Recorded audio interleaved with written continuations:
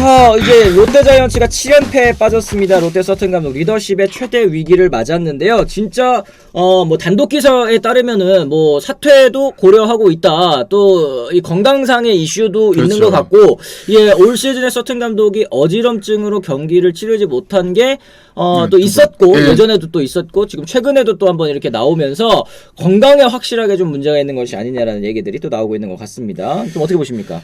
일단 저도 오늘 나오면서 이야기 혼자 생각한 부분도 있는데 네. 지난주에 제가 출연을 했잖아요. 화요일날 네네네. 출연을 했고 월요일에 출연하게 됐는데 롯데의 승수가 똑같아요. 일주일 만에 왔는데 같은 승수입니다. 그쵸. 한 번도 못 이겼기 때문에 지난주에 그런 부분이 있는데 일단 지금 연승을 해도 모자랄 판에 연패를 당했고 서튼 감독이 근데 또 일요일 경기에 쉬었단 말이죠. 네. 근데 그 최근에 쉬었던 경기가 지난주 목요일 경기였어요. 그러니까 일주일 만에 또 한 번 더 쉬었다는 건데 이거는 두 가지를 가정해 볼 수 있겠죠. 뭐 서튼 감독이 진짜로 건강이 일주일에 한 번 정도 빠져야 될 정도로 안 좋을 수도 있는 부분인데 그거 자체도 사실은 문제예요. 일단 야구 감독 자체가 스트레스와 함께 갈 수밖에 없는 직업인데 이 정도로 몸이 쇠약해져 있다는 거는 서튼 감독이 뭐 계속해서 경기를 이끌고 할 상황은 아니다 이런 생각도 드는 부분이고 두 번째로 그게 아니라 서튼 감독이 건강상에 큰 문제는 없는데 이렇게 계속해서 빠지는 부분은 팀에서도 뭔가 서튼 감독에 대한 비중이 낮아지는 게 아닌가 이런 생각이 듭니다.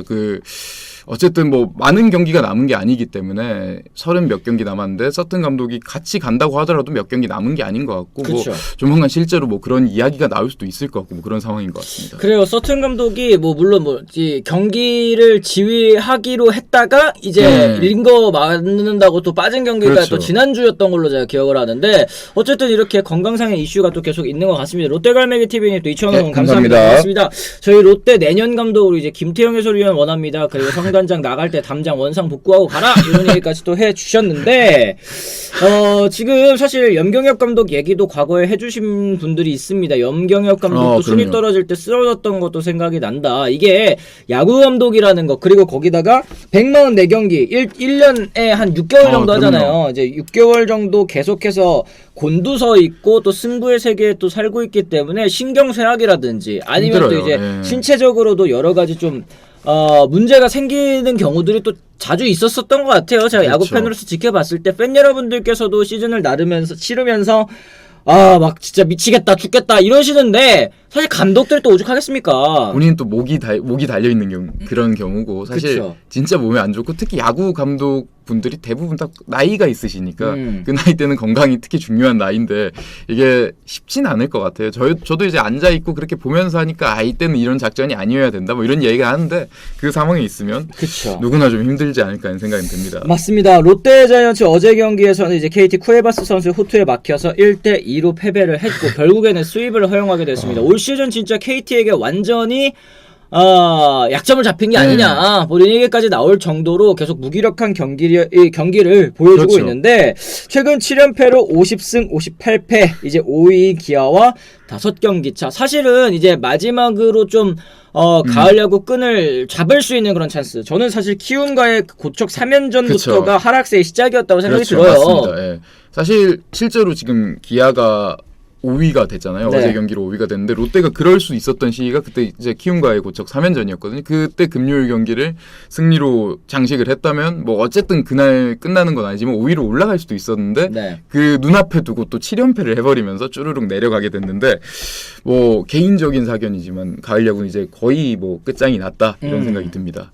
지금 뭐 말씀하신 것처럼 가을 야구 이제 경기가 얼마 남지 않았기 때문에 좀 쉽지 않을 것 같아요. 롯데가 지금 108경기 했는데 144경기 또 해보면은 사실은 이제 36경기 맞죠? 네, 36경기밖에 안 남은 상황입니다. 여기에서 이제 두산 제끼고 기아 제끼고 이렇게 가을 야구를 가려면 엄청난 또 상승세가 있어야 될 것 같은데 앞으로의 일정도 사실은 막 그렇게 좋은 편은 또 아니었던 것 같고 사실 5위하고 지금 5게임 차인데 말씀해 주신 대로 9위하고는 4게임 반차 9위가 더 가까워요. 9위가 더 가깝네. 이러면 사실은 뭐 키움 쪽을 뭐 그렇게 이야기하는 건 아니지만 그냥 롯데도 리빌딩 버튼 누르고 그냥 남은 경기에는 어느 정도 좀 실리를 챙기는 식으로 운영을 하는 게 맞지 않는 생각이 듭니다. 여기서 5강이 오는 것도 이상 기회는 오지 않을 거라 생각을 합니다. 근데 저는 좀 뭐라고 해야 될까? 지금 리빌딩 말씀을 하셨잖아요. 근데 올 시즌 FA 영입한다고 한현희 선수한테 4년에 40억, 유강남 선수에게 4년에 80억, 노진혁 선수 4년에 50억 이렇게 하면은 170억인데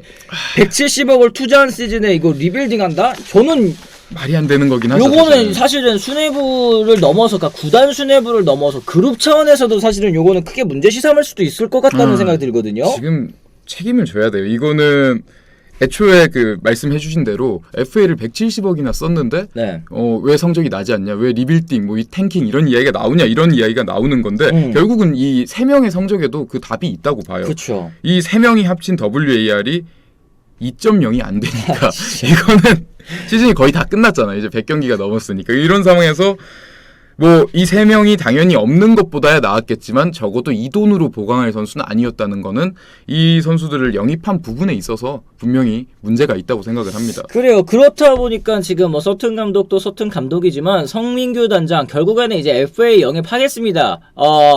얘기해서 결국 결제를 이제 받아온 거고 돈도 타온 건데 결과적으로는 모든 영입들이 다 기대에 미치지 못했기 때문에 그렇죠. 이런 부분도 좀 책임을 져야 되지 않을까라는 생각이 좀 드는 것 같고요.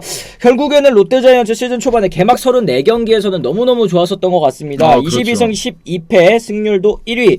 6할 4푼 7리였는데 이거 이제 다 까먹고 최근 74경기에서는 28승 46패, 승률로 따졌을 때도 3할 7푼 8리 최하위입니다. 그러다 보니까 우스갯소리로 170억 쓰고 지난해보다 한 달 더 잘했다. 이런 얘기가 나올 수밖에 없는 상황. 네, 지난해는 딱 4월까지 괜찮았고 네. 올해는 4월, 5월 괜찮았고 이게 물론 야구 팀이란 거 시즌 자체를 이렇게 딱딱 끊어보면 뭐 누구나 못하는 팀을 만들 수 있긴 하지만 여기 표로 정리해주신 부분 자체가 최근 74경기가 28승 46패, 3할 7푼 8리, 승률 3할 7푼 8리. 이거는 그냥 2019년에 롯데랑 같잖아요. 거의. 그렇죠. 그때 정말 안 좋았었던 시즌. 근데 이거는 그때 이어서 이제 4년이 지났고 새로운 단장이 그때 왔는데 그러고 전혀 변한 게 없다. 이런 거는 뭔가 팀을 응원하는 입장에서는 충분히 롯데 팬들이 어떻게 보면 좀 현타가 오지 않나 이런 생각이 듭니다. 그래요. 서튼과 성민규 체제는 잃어버린 4년입니다. 롯데 팬들에게는 트라우마인 888, 8577보다 더한 비밀번호를 예약하였고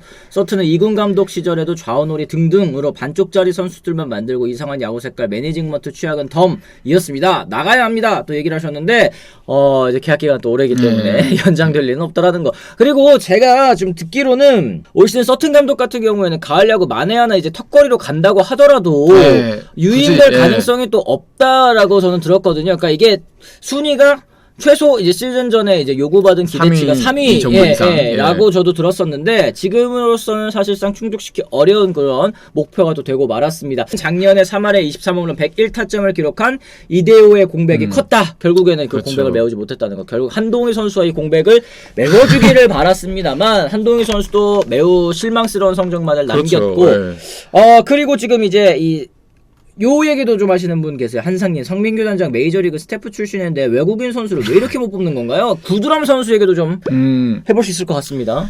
일단은 올해 후반기에 망했다고는 좀 그렇긴 한데 망했죠.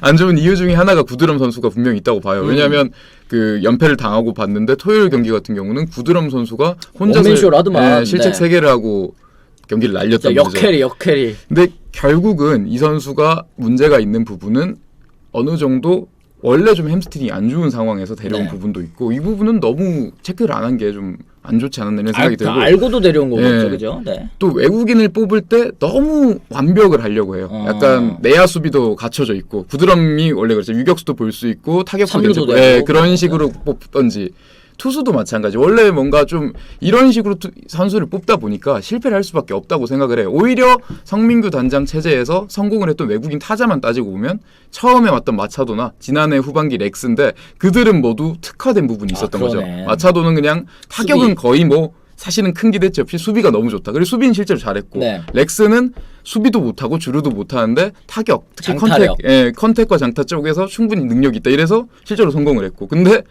피터스처럼 뭐 수비도 잘하고 발도 빠르고 힘도 좋고 이랬는데 문제가 있고 구드럼도 이런 식으로. 근데 이런 식으로 외국인을 자꾸 뽑다 보면 분명히 실패할 가능성은 높단 말이죠. 그러니까 이게 참 롯데자이언츠가 좀 재수도 없다고 생각을 하는 게 보통은 이렇게 그 메이저리그 혹은 이제 마이너리그에서 작은 육각형이라고 하잖아요. 이 작은 육각형 선수를 그러니까 뭐 대부분 뭐 두루두루 이렇게 잘하는 선수인데 또 메이저리그에서는 전체적으로 통하지 레벨이 좀, 않는 맞아요. 그런 선수들을 데리고 오면은 이게 또 KBO 리그에서 잘 풀리면은 모든 툴이 다 평균 이상 리그를 이제 폭격하는 선수가 되는 케이스들도 또 있단 말이에요. 그게 사실 올 시즌 NC의 패디죠. 아, 그러니까요. 메이저리그에서는 다 애매한 그 툴인데 오선발인데 여기서는 네. 그냥 그게 뭐 그냥 외래종이 되는 거고. 아니 여기는 왜 안 되냐는 거야 내 말은.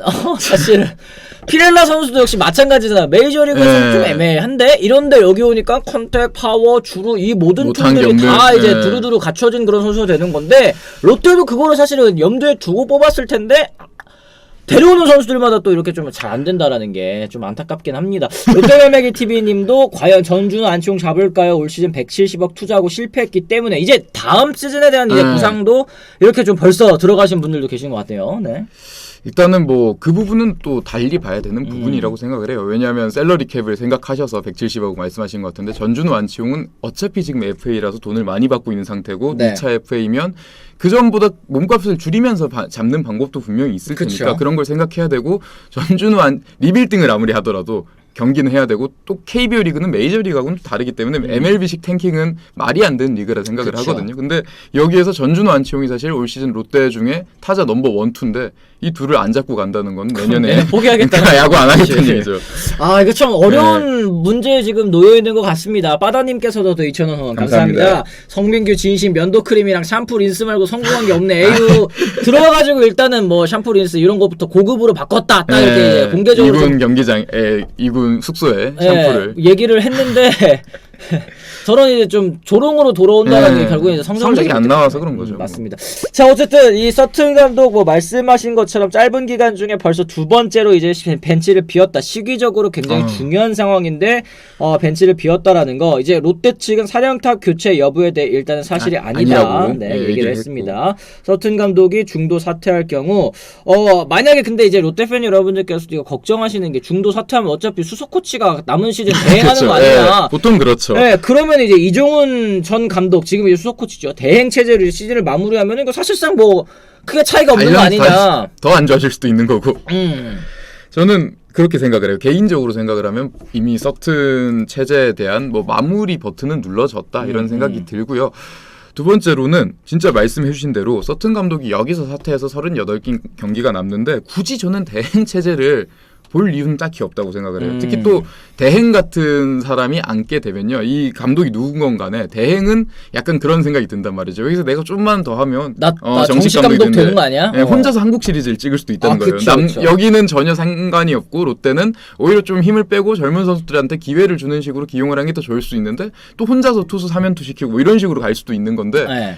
그게 과연 롯데의 건강한 방향인지는 그렇다고 생각을 하지 않습니다. 그래요. 이한방님께서도 또 위에 2,000원 후원해 주셨습니다. 감사합니다. 과거 우리 팀 보는 것 같네요. 성적만 보고 육성이나 기타 시스템을 못 만들어서 또 힘들었다. 또 이렇게 얘기를 해 주셨는데 지금 말씀하신 것처럼 롯데자이언츠 그러면은 이제 서튼 감독은 뭐 저는 뭐 예전부터 계속 그렇죠. 올 시즌 그냥 끝까지는 갈 것 같다. 그리고 사실 지금 36경기 남은 상황에서 뭐 대행을 안 치거나 아니면 이제 새 감독을 안 치는 것 자체도 리스크가 굉장히 좀 있는 선택이기 때문에 그러니까 바꾸려면은 아예 일찍 바꿨어야 되는데 그렇죠. 지금은 이제 골든타임을 한참 지나버렸다는 생각 좀 듭니다. 다 끝났죠. 사실은 서튼 감독이 원래 감독이 됐던 시기가 이전에 있던 허문회 감독이 경질이 되고 나서 서튼 감독을 정식 감독으로 아예 앉혀버리고 그쵸. 거의 봄쯤에 여름도 오기 전에 그렇게 앉혔었는데 네. 말씀해 주신 대로 그런 시기면 지금 한 100경기도 남아있고 한 70경기 남아있고 이런 시기면 당연히 진짜 새 부대를 만드는 것도 나쁘지 않다고 생각을 하는데 지금은 굳이 그런 무리수를 두기보다는 내년을 위해서 뭔가를 좀 생각을 하고 좀 바꿀 거라고 바꿔야 되는 건 또 바꾸고 그런 식으로 가야 되지 않나. 그래요. 그리고 이 롯데 팬 여러분들께서 지금 가장 원하고 계시는 김태형 감독 선임 있지 않습니까? 그것도 그렇죠. 결국에 시즌이 끝나고 그렇죠. 뭔가 교감이 있어야지만 이제 얘기를 할 수 있는 것일 텐데 지금 만약에 이제 서튼 감독을 내치고 대행을 안 친다. 그러면은 뭔가 좀 그림이 더 이상해져. 네, 좀 이상해질 수도 있겠다라는 생각이 뭐 들긴 합니다. 뭐 그런 거 보고 뭐 하는 건 아니겠지만 어쨌든 여러 가지로 좀 어려운 상황이긴 하네요. 남은 경기 36경기 5강 진입의 기적을 이루기 위해서는 두산과 또 이제 기아를 한꺼번에 제쳐야 된다는 건데 현실은 중위권보다 이제 하위권에 더 가까운 그런 상황이다라는 거.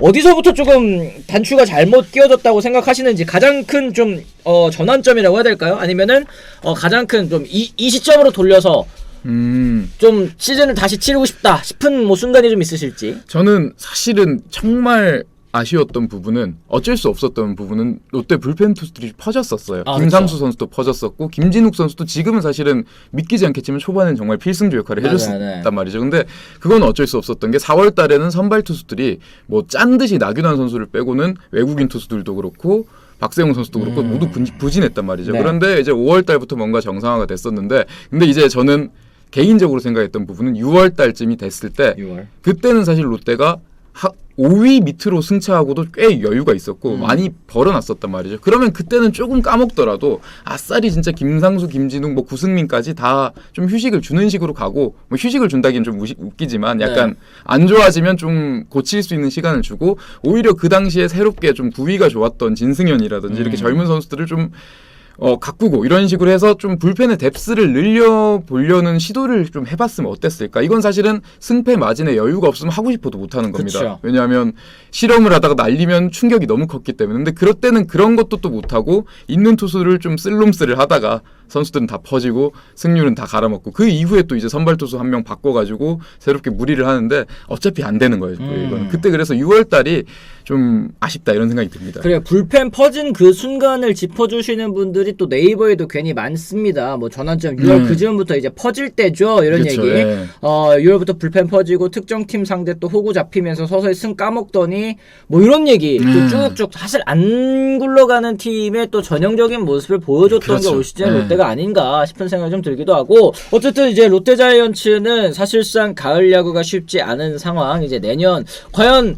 어떤 시즌 끝나고 후폭풍이 있을지 성민규 단장뿐만 아니라 뭐 서튼 감독 여러 가지 이제 코칭 스태프들까지도 좀 전방위적으로 그렇죠. 이거는 좀 책임 소재를 분명히 해가지고 평가 성적표를 좀 받아들여야 되지 않을까 여러모로 또 생각이 좀 드는 것 같습니다. 올 시즌 한마디로 좀 롯데자이언츠를 좀 정리하신다면 또 여러 가지 또 소회가 있으실 것 같습니다. 뭐 시즌 끝난 건 아니지만 사실상 뭐 쉽지 않다고 봐야겠죠. 그렇죠. 네. 결국은 이 중요한 부분은 뭐 감독 이야기도 굉장히 많이 나오고 아쉬웠던 경기들은 많이 있잖아요. 뭐 이때는 이런 투수를 썼어야 됐다. 이때는 이런 작전을 썼어야 됐다. 이런 거 있는데 저는 근데 이제 저도 당시에 굉장히 흥분합니다. 이때 투수 교체를 왜 이렇게 했어? 이런 생각 진짜 많이 하는데 가끔씩 이렇게 모든 게 끝나고 나서 겨울이나 이런 시점에서 돌아보다 보면 결국은 전력이 안 되기 때문이에요. 모든 답은. 사실은 그런 투수 교체도 투수 뎁스가 풍부한 팀이었다면 다른 투수를 쓰면 그 선수가 막아줬을 거고 이런 부분이 있는 건데 결국 뭐 둘 중에 하나는 돼야 된다고 생각을 해요. FA를 똑똑하게 좋은 선수를 사오거나 아니면 FA를 사오지 않더라도 확실하게 좋은 선수를 만들어낼 수 있는 그런 구조를 잡거나 그건데 지금 롯데는 그거에 둘 다 안 되기 때문에 뭐 사장 구단 대표님부터 와가지고 손가락 3개 펼치면서 3등 안에 들겠다 하면서 돈을 썼지만 그거는 팀이 근본적으로 강해질 수 있는 과정이 없다면 그런 시스템이 없다면 아무리 가랑이를 찢어봐도 그거는 진짜 따라갈 수 없다 이런 생각이 듭니다. 그러게 이게 참 여러 가지로 좀 저는 시즌 초반에도 그렇고 이제 겨울에 뭐 FA 선수들 영입한 거는 또 둘째치고 이제 다른 팀에서 자리를 잃고 또 이제 헤매는 아직까지 괜찮을 것 같은데 경쟁력이 있을 것 같은데 하는 이제 베테랑들을 싹 모아가지고 이제 뎁스를 강화한 것도 굉장히 좋다고 봤는데 이게 이 베테랑 선수들은 뭐 제 몫을 해준 선수들도 있었지만 젊은 선수들의 성장세 물론 또 이제 이 두각을 드러낸 신인 선수들도 있었지만 뭔가 좀 이게 엇박자가 났었던 것 같아요. 이게 어디가 안 좋을 때는 어디가 또 이렇게 또 치고 올라가지고 그 아까 말씀드린 것처럼 좀 뎁스가 좀 밸런스가 좀 맞았어야 되는데 그래서 이제 묻어줬어야 되는데 부진을 묻어줬어야 되는데 여기가 부진하면 저기도 부진 여기가 잘하면 여기가 더 부진해가지고 경기 망치고 이런 케이스들이 올 시즌 롯데가 좀 너무 많았었던 게 아닌가. 사실 그게 뭐 그런 얘기 나오죠. 한동희가 못해서 올해 그랬댔다. 뭐 고승민이 못해서 이렇게 됐다. 근데 그거는 진짜 팀이 약해서 그런 게 KT는 소영준이 빠졌어요. 강백호 선수. 그러고 근데 그거는 강백호 소영준이면 국가대표고 대체가 안 되는 선수인데 그런 선수가 빠져도 다른 쪽이 말씀해 주신 대로 전력 밸런스를 잡아주기 때문에 적어도 뭐 1위를 지금 하고 있는 건 아니지만 그것까지 올라갔단 말이죠. 그 결국은 팀 자체가 누가 빠져도 누가 메울 수 있는 이런 뎁스를 만들지 않으면 특정 선수에 의존을 해서는 절대 강팀이 될 수 없다 이런 생각을 합니다. 그래요. 결국에는 이제 타선에 구멍이 없는 거 뭘 LG 트윈스가 올 시즌에 좀 보여주고 있지 않습니까? 이 뎁스의 힘 전력이 아무리 강하면 감독이 무슨 짓을 해도 이길 그렇죠. 수밖에 없다라는 걸 보여주고 보여줬는데 있습니다. 롯데는 사실은 그 정도는 아니었다는 아니죠. 예. 거 다시 한번 좀 드러나는 것 같습니다.